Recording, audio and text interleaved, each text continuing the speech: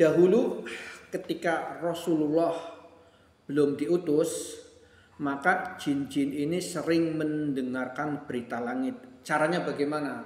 Caranya mereka itu saling naik ke pundak temannya, naik terus nyambung sampai ke langit.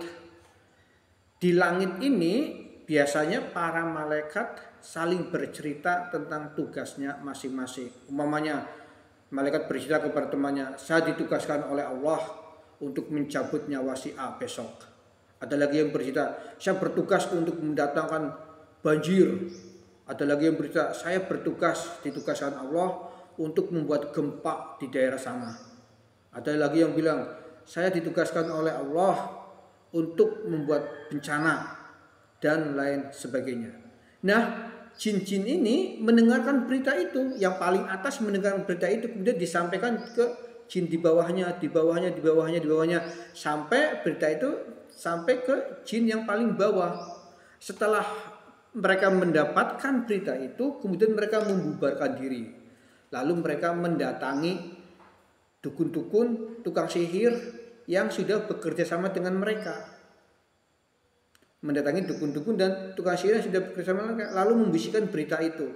Sehingga peramal, dukun, penyihir yang memang betul-betul bekerja sama dengan jin, mereka dapat info, umpamanya bulan ini nanti akan terjadi kecelakaan pesawat, umpamanya tanggal sekian nanti akan terjadi banjir di daerah ini. Itu didapat dari jin-jin yang mendengarkan berita di langit. Tapi ketika Rasulullah diutus, ada malaikat yang menjaga agar berita langit itu tidak bocor. Jin-jin yang tetap nekat mendengarkan berita langit akan dilempar dengan bintang yang berbentuk api. Jadi kalau melihat bintang melesat, itu lagi menghantam setan yang mencoba mendengarkan berita langit. Tapi yang namanya jin biasa mencuri berita langit, walaupun sudah dijaga malaikat sedemikian ketat, tetap mereka mencoba mencari berita, mendengar berita.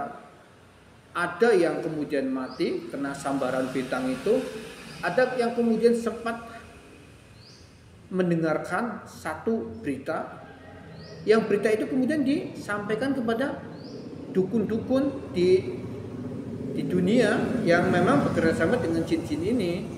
Tapi kata Rasulullah, kemudian dukun itu mencampur dengan 100 kebohongan. Jadi memang kita tetap tidak boleh percaya omongan dukun, peramal, paranormal dan sejenisnya.